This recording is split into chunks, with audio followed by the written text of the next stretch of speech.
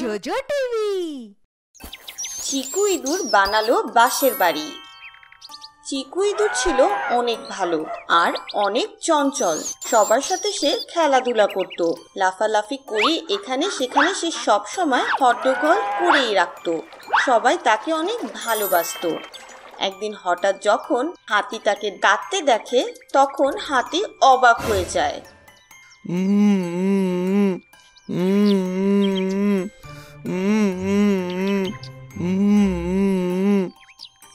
আরে আরে আরে আরে চিকু ইঁদুর, তুমি কাঁদছো কেন? হাতি ইঁদুরকে এর কারণ জিজ্ঞেস করে, কিন্তু কিছু বলার বদলে চিকু আরো জোরে জোরে কান্না করতে থাকে। আরে আরে, তুমি শুধু এভাবে কেঁদেই যাচ্ছ বন্ধু। তোমার কি হয়েছে বলবে তো আমাকে। না বললে আমি কিভাবে বুঝবো? আরে বলো না চিকু, বলোই না। আরে তোমাকে তো নাচতে, লাফাতে, গান গাইতে আর হাসি খুশি দেখতেই আমাদের ভালো লাগে। বলো বলো, কি হয়েছে তোমার? কিন্তু চিকু তার কান্না থামাচ্ছিলই না। তখন হাতি পাশের গাছ থেকে কলা পেড়ে তাকে বলে, আরে এই নাও তো, কলা খাও, পেট ভরুক, তারপর না হয় বলো কি হয়েছে। কান্না করতে করতে সবার আদরের চঞ্চল চিকু ইঁদুর কলা নেয় আর তারপর এবার সে হাসতে শুরু করে। আরে হাতি ভাই, কলা খেতে তো অনেক মিষ্টি। যাক, ভালোই হলো, কলা পেয়ে অন্তত একটু হাসলে। এখন বলো, কি হয়েছে তোমার? তুমি কান্নাই বা কেন করছিলে? চিকু তার সমস্যার কথা হাতিকে জানায়। আমি কি করব, অনেক চিন্তায় আছি হাতি বন্ধু। আরে বলো না, কি সমস্যা তোমার? কখন থেকেই তো বলছি। আমার ওই যে মাটির বাসা আছে না, যখনই বৃষ্টি হয় ওটা পানিতে ডুবে যায়। আর আর আমার এদিক ওদিক অন্য কারো কাছে গিয়ে থাকতে হয়। আমি চাই আমার বাসা সব সময় ভালো থাকুক, ব্যাস এইটুকুই। ব্যাস এইটুকু সমস্যা? আসো, আমি এক্ষুনি এর সমাধান করে দিচ্ছি। আসো। তাই? হ্যাঁ, আমার সাথে চলো। হাতি তার সুর দিয়ে চিকুকে তুলে নেয় আর তাকে নিয়ে একটা বাঁশবাগানের দিকে যায়। বাঁশ দেখে চিকু অবাক হয়ে যায়। আরে এত বড় বড় বাঁশের কোটর, এ তো পুরো তৈরি করা বাসা। আমি কি এখন এগুলো আমার সাথে নিয়ে যেতে পারি? হ্যাঁ হ্যাঁ, অবশ্যই। তুমি তো ব্যাপারটা বুঝতেই পেরেছো। আমিও এটাই বলতে চাচ্ছিলাম যে বাসা বানানোর দরকারটাই বা কি। এই বাঁশের টুকরোগুলো নিয়ে চলো, আর নতুন করে তোমার কোনো বাসাও বানাতে হবে না। এতে তোমার বাসায় পানি ঢুকবে না আর নষ্টও হবে না। আর যদি পানি ঢোকেও, এক পাশ দিয়ে ঢুকবে, অন্য পাশ দিয়ে বের হয়ে যাবে। তুমি তো ব্যাপারটা বুঝতেই পেরেছো। হাতি ভাই, তুমি আমার অনেক উপকার করলে। তাহলে চলো একে নিয়ে, আমি তো একে তুলতে পারবো না। ঠিক আছে, চলো চলো। প্রথমে হাতি তার সুর দিয়ে চিকুকে তার পিঠে তুলে নেয় আর তারপর সে বড় একটা বাঁশ তুলে নিয়ে চিকুর বাড়ি যায় আর সেখানে সে চিকুর জন্য সুন্দর একটা বাঁশের বাড়ি বানিয়ে দেয়। এবার চিকু অনেক খুশি হয়। আবারও সে আনন্দে সবার সাথে নাচানাচি করে আর আনন্দের দিন যাপন করতে থাকে। প্রকৃত বন্ধু। চন্দন আর রাঘব অনেক ভালো বন্ধু ছিল। তাদের দুজনের করার মতো কোনো কাজ ছিল না, তাই সারাদিন গ্রামে আড্ডা দিত আর জঙ্গলে ঘুরতে যেত। একদিন সারা গ্রামে এক বিশাল হুমকি ছড়িয়ে পড়ে। সেই গ্রামে ব্যাংকে ডাকাতরা ডাকাতি করবে। অনেকদিন ধরেই গ্রামে নিয়মিত ডাকাতি হয়ে যাচ্ছিল। এই কথা তারা দুই বন্ধুও জানতো। আরে বন্ধু, এই ডাকাতটাকে কাজকর্ম তো কিছুই করে না, খুব সহজেই ডাকাতি করে আর টাকা ইনকাম করে। কিন্তু এটা মোটেই ঠিক না বন্ধু। মানুষের কষ্টে রোজগার করা টাকা ছিনিয়ে নিয়ে যাওয়া তো মোটেই কোনো ভালো কাজ নয়। তাহলে তো আমাদের ওই ডাকাতকে খুঁজে বের করতে হবে। যদি পেয়ে যাই তাহলে তাকে পুলিশে ধরিয়ে দেব। তুমি কি বলো বন্ধু? আর ওই যে দেখো বন্ধু, ওকে ধরিয়ে দিলে পুলিশ 10,000 টাকা পুরস্কার দেওয়ার ঘোষণাও দিয়েছে। পুরস্কার পাওয়ার জন্য দুই বন্ধু কাজে লেগে পড়ে। তারা চাচ্ছিল যে গ্রামে কোনো ডাকাতি না হোক আর ডাকাতরাও ধরা পড়ুক। দুই বন্ধু দিনরাত ডাকাতের খোঁজ করে যাচ্ছিল। হঠাৎ একদিন মাঝরাতে তারা ঘোড়ার শব্দ শুনতে পায়। আরে বন্ধু, এই ঘোড়ার শব্দ আসছে কোথা থেকে? চলো পিছু করি। দুই বন্ধু ঘোড়ার শব্দের পিছু করে আর দেখে যে গভীর জঙ্গলে ঘোড়ায় বসে এক ডাকাত কোনো এক লোককে দিয়ে গর্ত খুঁড়াচ্ছিল। কিছুক্ষণ পর ডাকাতেরা সেখান থেকে চলে যায়। দিনের বেলায় দুই বন্ধু আবারও সেখানে গিয়ে দেখে যে সেখানে মাটি খুঁড়ে সুড়ঙ্গ বানানোর কাজ চলছিল। সেই সুড়ঙ্গ সোজা তাদের ব্যাংকের দিকেই যাচ্ছিল। তারা সাথে সাথেই পুলিশকে সব জানায় আর পুলিশ এসে সুযোগ পেয়ে তাদেরকে হাতে নাতে ধরে ফেলে। আরে বাহ, তোমরা দুজন তো অনেক ভালো কাজ করেছো। পুলিশকে এদের ধরিয়ে দিয়ে সাহায্য করায় এই 10,000 টাকা তোমরা পুরস্কার পাচ্ছ। আপনাকে অনেক ধন্যবাদ। দুই বন্ধু এবার অনেক খুশি হয়। ডাকাত তাদেরকে বলে, তোমাদের দুজনের কারণে আমার সব পরিকল্পনা নষ্ট হয়ে গেল। আমি বাইরে বেরিয়ে তোমাদের ছাড়বো না। আরে যাও যাও, বাজে লোক কোথাকার। তোমরা এতদিন মানুষের কষ্টে উপার্জন করা টাকা লুট করেছো। যাও, এবার জেলের ঘানি টানো। ধমকি দিয়ে আর কোনো লাভ নেই। দুই বন্ধু এবার খুশি মনে 5,000 টাকা করে তাদের বাড়িতে নিয়ে যায় আর একসাথে নতুন ব্যবসাও শুরু করে, যাতে এবার মেহনত করে রোজগার করতে পারে। হরিণের জোড়া আর সিংহ। মতি আর মিনা ছিল দুই হরিণ আর হরিণী। দুই স্বামী স্ত্রী মিলেমিশে সুখে শান্তিতে জঙ্গলে বাস করত। মতি তার স্ত্রীকে অনেক ভালোবাসতো। একদিন মতি তার স্ত্রীর জন্মদিনে তাকে দেওয়ার জন্য অনেক সুন্দর একটা উপহার আনতে যায়, কিন্তু পথে তার সামনে সিংহ চলে আসে আর সিংহ তাকে আক্রমণ করে। এসব মতির স্ত্রী মিনা দেখে ফেলে। মতি আহত হয় আর তার স্ত্রীকে বলে, তুমি পালাও, পালাও মিনা, পালাও, নয়তো এই সিংহ তোমাকেও খেয়ে ফেলবে। যাও যাও, তুমি চলে যাও এখান থেকে। আমার কোনো চিন্তা করো না। পালাও, পালাও মিনা, পালাও। মতি কাঁদতে কাঁদতে তার স্ত্রীকে পালিয়ে যেতে বলে। তার স্ত্রীও কাঁদতে কাঁদতে জঙ্গল থেকে অনেক দূরে চলে যায়। মতি, তোমাকে ছাড়া আমি কিভাবে বাঁচব? আমার জীবনে এ কি হয়ে গেল?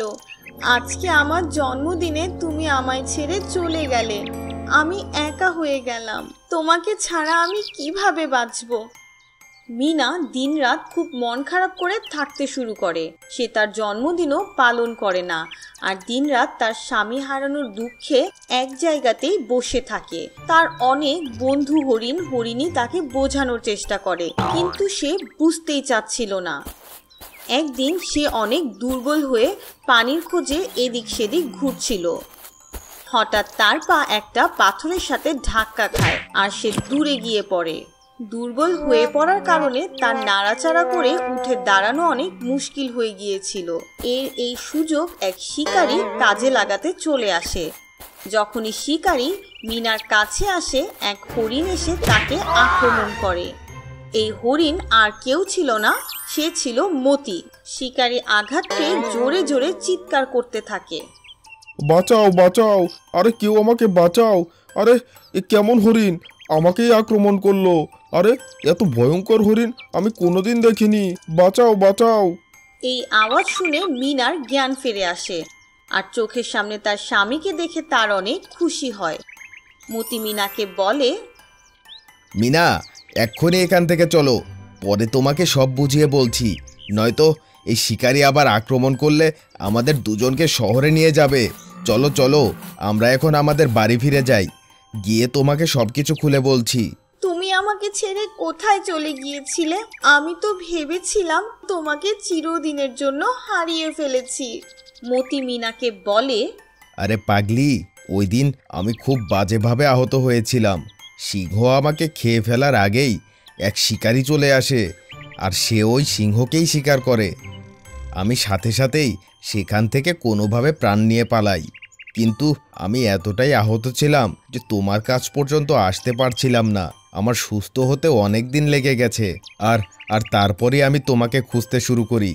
আর দেখো না, প্রভুর কৃপায় আজ আমি তোমাকে পেয়ে গেছি মিনা। তোমাকে ছাড়া বেঁচে থাকা আমার জন্য অনেক কঠিন ছিল। ও মতি। মিনা আর মতি আবারও একসাথে সুখে শান্তিতে জীবনযাপন করে। খরগোশ আর কচ্ছপের সাইকেল রেস আর কুমিরের আক্রমণ। একদিন খরগোশ আর তার বন্ধু কচ্ছপ একটা রেস প্রতিযোগিতার আয়োজন করে। খরগোশ কচ্ছপকে বলে, আরে বন্ধু, এখন তো আমরা দুজনেই সাইকেল চালানো শিখে গেছি, কেননা আজকে একটা সাইকেল প্রতিযোগিতা হয়ে যাক। যে হারবে আজ বিকেলে সে খাওয়াবে। কি বলো বন্ধু?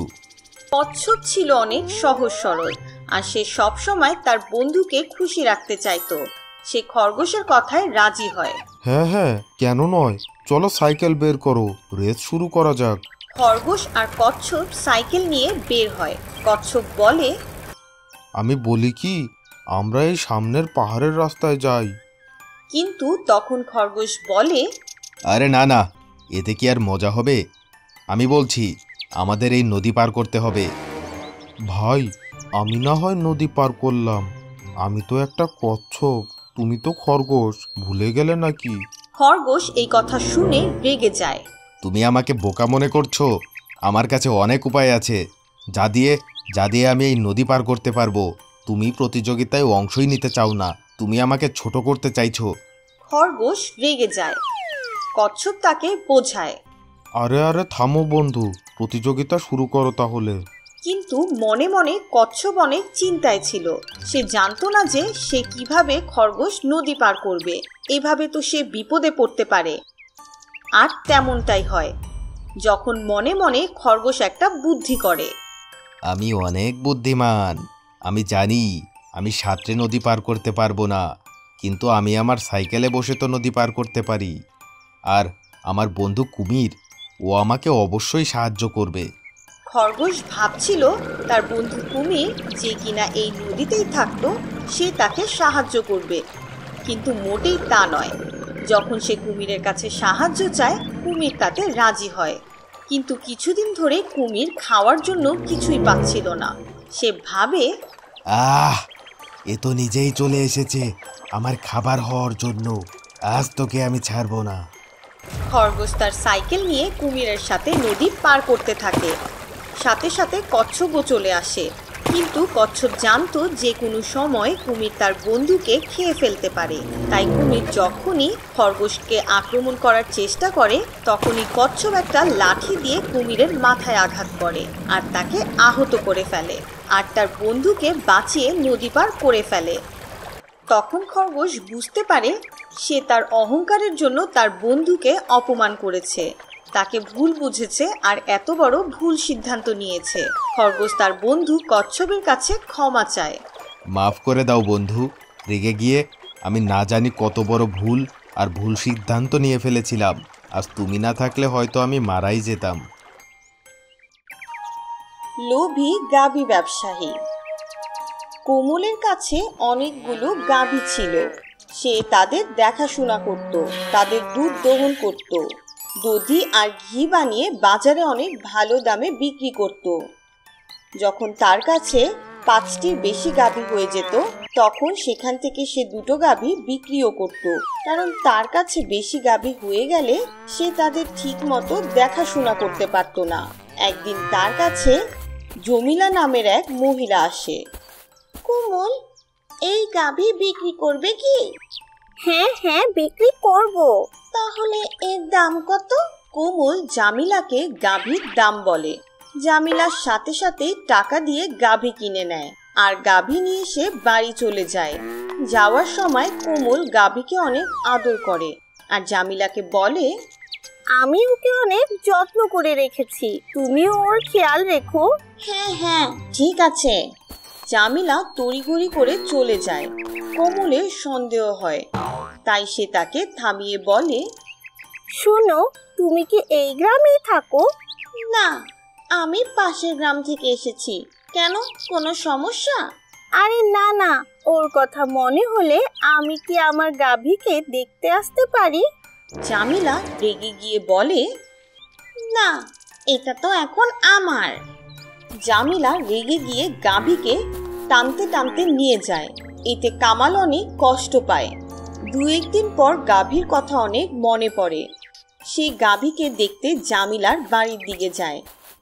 সে জানতে চাচ্ছিল যে জামিলা ঠিকমতো তার গাভীকে দেখাশোনা করছে কিনা।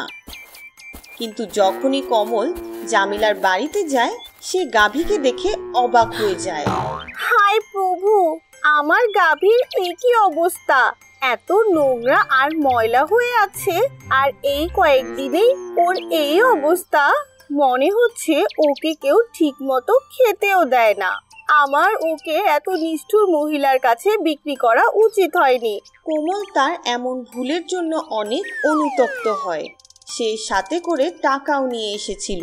সে জামিলাকে দ্বিগুণ দাম দিয়ে তার গাভী ফিরিয়ে নেয়ার প্রস্তাব দেয়। জামিলা বলে, দ্বিগুণ কেন, 10 গুণ দাম দিলেও আমি একে বেচবো না। আর ওর বাচ্চা হয়ে গেলে তখন লাখ টাকায় বেচবো। হ্যাঁ, আমারও নিজের স্বার্থ আছে, তখনই গিয়ে কেবল আমার লাভ হবে। জামিলা লোভে অন্ধ হয়ে গিয়েছিল। সে শুধু গাভীকে দিয়ে কাজ করিয়ে টাকা উপার্জন করতে চাচ্ছিল না, সে গাভীকে পরে অনেক চওড়া দামে বাজারে বিক্রিও করতে চাচ্ছিল। কিন্তু এমন রোগা আর দুর্বল গাভীকে কেই বা কিনতো? কোমল তাকে বুঝায়, তুমি টাকা কামাতে চাও, এতে দোষের কিছু নেই, কিন্তু ওর শরীরের খেয়াল রাখো। যদি তুমি ওকে ভালো খাবার দাও, ওকে ভালোবাসো, তাহলেই ওর স্বাস্থ্য ভালো হবে। আর তুমি ওকে বেচে দ্বিগুণ টাকা অবশ্যই পাবে, কিন্তু এইভাবে পাবে না বোন আমার। জামিলা তার ভুল বুঝতে পারে। জামিলা বুঝতে পারে সে কাজটা ঠিক করেনি। সে কোমলকে বলে, তুমি ঠিক বলেছ, আমি কথা দিচ্ছি আমি ওকে অনেক ভালোবাসবো, অভিযোগ করার কোনো সুযোগ দেব না। এবার খুশি হয়ে কোমল তার বাড়ি চলে যায়। আর এদিকে জামিলা গাভীকে অনেক ভালোভাবে খেয়াল রাখতে শুরু করে। গাভীর সাথে তার সুসম্পর্ক হয়ে যায়, আর তার লোভ লালসাও চলে যায়। লম্বা পাওয়ালা গাভী আর কুমির। জঙ্গলে একটি মাত্র বিশাল লম্বা পাওয়ালা গাভী ছিল। তার নাম ছিল গাঙ্গু। তার পা এতটাই লম্বা ছিল যে জঙ্গলের বাকি প্রাণীরা তার পায়ের নিচেই পড়ে থাকত। সবাই তার এমন লম্বা পা দেখে অবাক হয়ে যেত। গাভীর প্রতিদিনের একটা অভ্যাস ছিল।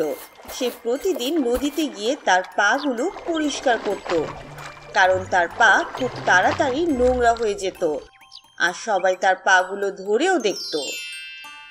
এভাবে তাই প্রতিদিন নদীর পাড়ে গিয়ে তার পা পরিষ্কার করা প্রতিদিনের অভ্যাস হয়ে গিয়েছিল। একদিন যখন সে তার পা পরিষ্কার করছিল, তখন এক জংলি কুমিরের নজর তার উপর পড়ে। এই নদীতে কত বছর ধরে আমার মন মতো কোনো খাবার খাইনি। এই গাভীকে প্রতিদিন দেখে মনে হয় একে শিকার করে ফেলি। রোজ রোজই তো এখানে আসে, মনে হচ্ছে আজ আমার খাবারও হয়েই যাবে। কত বছর ধরে মন মতো কোনো খাবার খাইনি। জংলি কুমির অনেক শক্তিশালী ছিল। সে গাভীকে আচমকা আক্রমণ করে আর তার এক পা জোরে কামড়ে ধরে। কুমিরের কামড়ে তার পা রক্তাক্ত হয়ে যায়। সে জোরে জোরে চিৎকার করতে থাকে আর কান্না করতে থাকে। নিজের পাকে কোনোভাবে বাঁচিয়ে সে পানি থেকে বাইরে তো চলে আসে, কিন্তু তার পা খুব বাজেভাবে জখম হয়। এই গাভী এটা করলো কিভাবে? ও আমার মুখ থেকে ওর পা বের করে নিয়ে গেল কিভাবে? সাহস তো দেখো ওর। এবার তো আর ওকে ছাড়ছি না। কালকে আসুক ও আবার, আমি ওকে খেয়েই ছাড়বো। ওকে আমার খেতেই হবে। গাভী তখন বুঝে যায় যে এই কুমির তাকে যে কোনো উপায়ে শিকার করার চেষ্টা করে যাবে।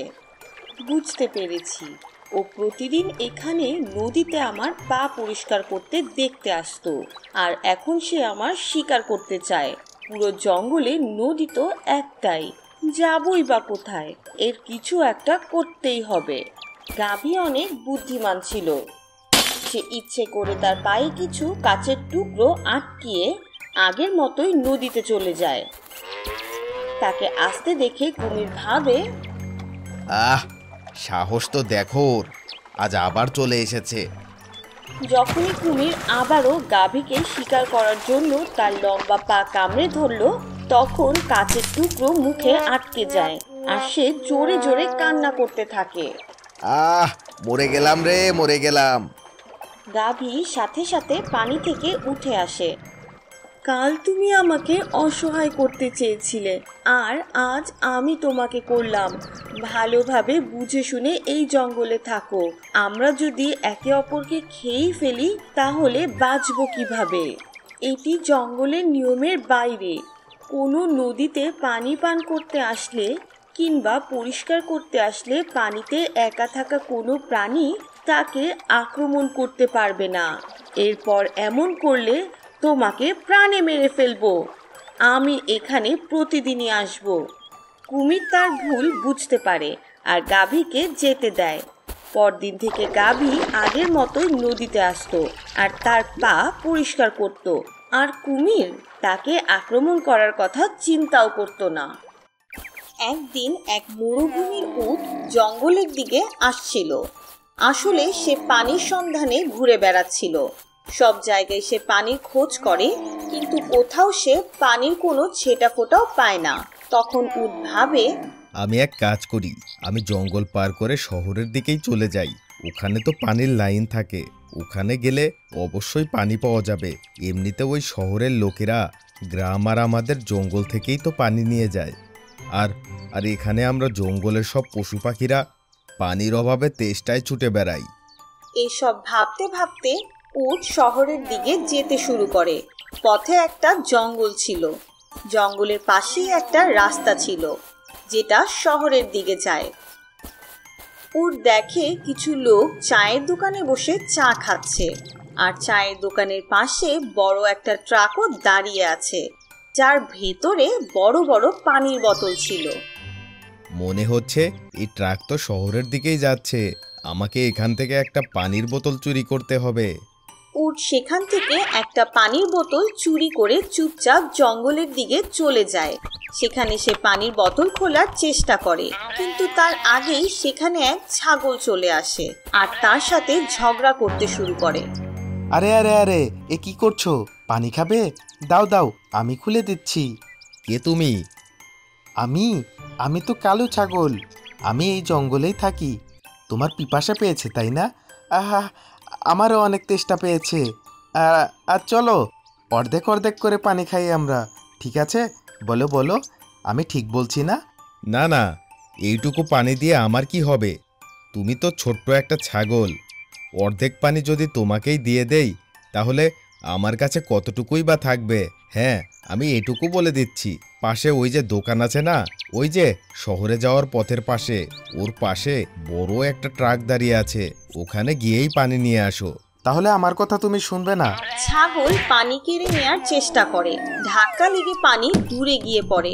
ভাগ্য ভালো যে পানির বোতলের ঢাকনা খোলে না। তুমি পাগল নাকি যে আমার সাথে ঝগড়া করছো?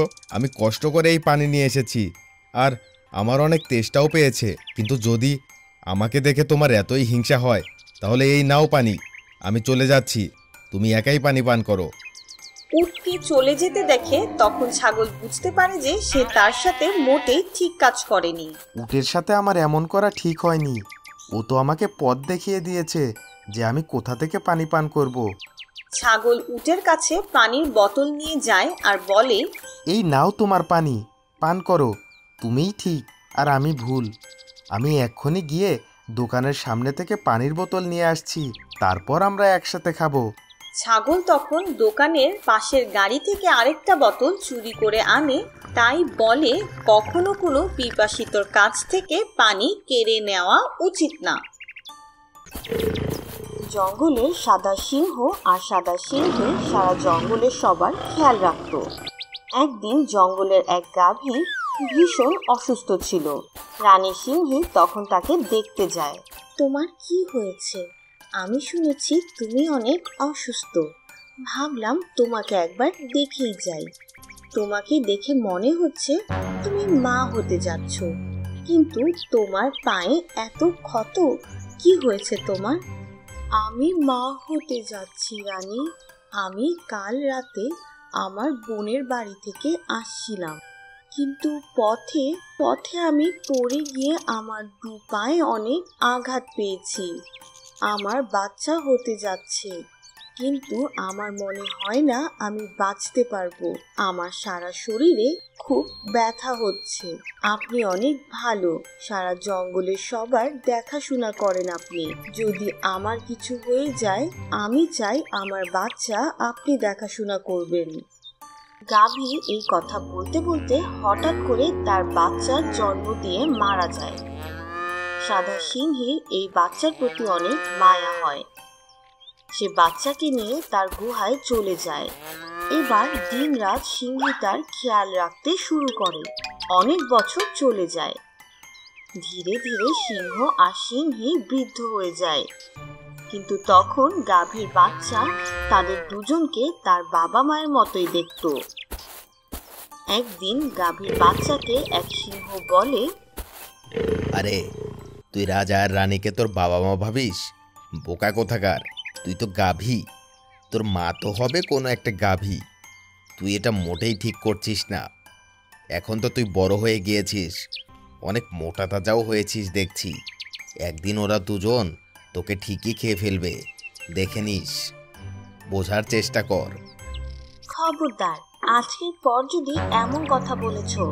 আমার বাবা মা অনেক ভালো, আর ওরাই আমার বাবা মা, আমি এটাই জানি। ওরা সেই ছেলেবেলা থেকে আমাকে দুধ খাওয়াচ্ছে আর আমার খেয়াল করছে। আমি তাদের আমার বাবা মা না, তার চেয়েও বড় কিছু মনে করি। তারা আমাকে কোনোদিনও খাবে না, তাদের মতো আর কেউ হতে পারে না, আর কখনো এসব আমাকে বলবে না। যখন এই কথা সাদা সিংহী শুনে ফেলে, তখন তার চোখে পানি চলে আসে। মা, সত্যি তুমি আমাকে এত ভালোবাসো? হ্যাঁ মা, আমি তোমাকে আর বাবাকে অনেক ভালোবাসি। এভাবেই তাদের মা মেয়ের ভালোবাসা আরো বেড়ে যায়। জঙ্গলের গভীরে একটা ছোট্ট খরগোশ বাস করত, যার নাম ছিল রাজু। রাজু সবসময় অনেক মজার মজার কথা বলতো। সে এতই বুদ্ধিমান ছিল যে কেউ তাকে যুক্তিতর্কে হারাতে পারত না। সেই জঙ্গলে ছিল 3 চিতা ভাই, যাদের ছিল মায়াবী শক্তি। প্রথম চিতার কাছে ছিল পানির শক্তি। সে যত চাইতো তত পানি তার মুখ দিয়ে বের করতে পারত। আর দ্বিতীয় ভাইয়ের কাছে ছিল আগুনের শক্তি। আর এভাবেই তাদের তৃতীয় ভাইয়ের কাছে ছিল তুফান আর বাতাসের শক্তি। তারা পুরো জঙ্গলকে নিয়ন্ত্রণ করত। সবাইকে নানাভাবে বিরক্ত করতে তাদের অনেক মজা লাগতো। একদিন অন্য এক চিতা এই 3 চিতাকে বলে, আরে আরে তোমরা তো জঙ্গলের সবাইকে বিরক্ত করো, শহরে গিয়ে কোনো কাজকর্ম কেন করছো না? সার্কাসের লোকেরা তোমরা গেলেই তো তোমাদের নিয়ে নেবে। তার কথা শুনে এই 3 জাদুর চিতা অনেক রেগে যায়। কিন্তু এই জঙ্গলের ছোট্ট চঞ্চল খরগোশ রাজু বুঝতে পারে। তখন রাজু খরগোশ তাদের 3 ভাইকে বলে, আমি বুঝতে পেরেছি, আজ তোমাদের অনেক অপমান হয়েছে। ওই চিতাটা এসে এমনভাবে অপমান করে চলে গেল, কিন্তু একটা জিনিস ভেবে তো দেখো, ও কিন্তু কোনো ভুল কিছু বলেনি। যদি তোমরা তোমাদের এই জাদুর শক্তির সঠিকভাবে ব্যবহার করো, তাহলে জঙ্গলের পশুরা না তোমাদের অপমান করবে আর নাই বা ভয় পাবে, বরং তোমাদের ভালোবাসবে। খরগোশের কথা শুনে 3 চিতা ভাইয়ের সবার বড় ভাই বলে, এটা কিভাবে সম্ভব খরগোশ? তুমিই বলো তাহলে। আমিই বলছি তাহলে। দেখো, যদি আমাদের জঙ্গলে খুব পানি বেড়ে যায়, তাহলে আমি আমার বাসায় চলে যাব। যদি খুব বেশি বাতাস বয়, তাহলেও আমি আবার বাসার ভেতরেই চলে যাব। আর যদি অনেক আগুনও লেগে যায়, তাহলেও আমি আমার বাসার ভেতরেই ঢুকে নিজেকে নিরাপদ রাখতে পারবো। কিন্তু যদি জঙ্গলে আগুন লেগে যায়, তাহলে পানি দিয়ে সেটা কে নেভাবে? আর জঙ্গলে যদি খরাও পড়ে, তাহলে তোমরাই তো তার মোকাবেলা করতে পারবে। আর হ্যাঁ, যদি অনেক বেশি পানিও চলে আসে, তাহলেও তোমরা তোমাদের বাতাস আর আগুনের সাহায্যে অনেক সাহায্য করতে পারো আমাদের জঙ্গলের সব পশু পাখিদের জন্য। একটু ভেবেই দেখো, আমাদের মতো ছোট ছোট পশু পাখিরা আমাদের জীবন বাঁচানোর জন্য এদিক সেদিক ছোটাছুটি করি, তোমাদের থেকেও করি। কিন্তু তোমাদের কাছে মায়াবী শক্তি আছে, যা দিয়ে তোমরা সবার উপকার করতে পারো। আগুন দিয়ে খাবার বানানো যেতে পারে, হাওয়া দিয়ে গরম থেকে বাঁচা যেতে পারে, আর পানির অপর নাম তো জীবন, যেটা আমাদের সবার প্রয়োজন। খরগোশের এমন সাজানো গোছানো কথা শুনে 3 চিতা ভাই বুঝতে পারে যে তারা তাদের জাদু শক্তির অপব্যবহার করছে। সেই দিনের পর থেকে তারা সবাইকে সাহায্য করতে শুরু করে আর জঙ্গলের সবাই তাদের ভালোবাসতে শুরু করে।